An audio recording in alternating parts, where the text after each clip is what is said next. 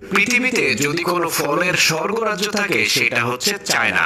সৃষ্টিকর্তা যেন চায়নাতে সকল নিয়ামত একেবারে ঢেলে দিয়েছে। আজকে আপনাদেরকে চায়নার একজন সফল কৃষকের ফলের বাগান দেখাবো। প্রথমেই দেখেন এইটা হচ্ছে তার আতা ফলের বাগান। দেখেন মাথার উপরে কতগুলো আতা ফল ধরে আছে আর ঝুড়িতে অনেকগুলো পাকা পাকা আতা ফল নিয়ে এসেছে। এখন দেখেন একটা পাকা আতা ফল ভেঙে দেখাচ্ছে আপনাদেরকে, চমৎকার। তারপরে এইখানে দেখেন এইটা হচ্ছে 3 ফলের বাগান। এই 3 ফলটা অনেক বেশি নরম, সুস্বাদু আর পুষ্টিকর হয়ে থাকে। এই কৃষকের মোটামুটি সব ধরনের ফলেরই গাছ রয়েছে। ভিডিওটা শেষ পর্যন্ত দেখতে থাকুন, আশা করি আপনাদের অনেক ভালো লাগবে। আর প্রত্যেকটা ফলই একেবারে বাজারের বাছাই করা সবচেয়ে সেরা জাতের ফল চাষ করে থাকে সে। দেখেন 3 ফলের সাইজগুলো কত বড় বড়, বিশাল বড় এবং দেখতে খুবই লোভনীয়। তারপরে এই ফলটাকে দেখেন, এটার নাম হচ্ছে লোকাট।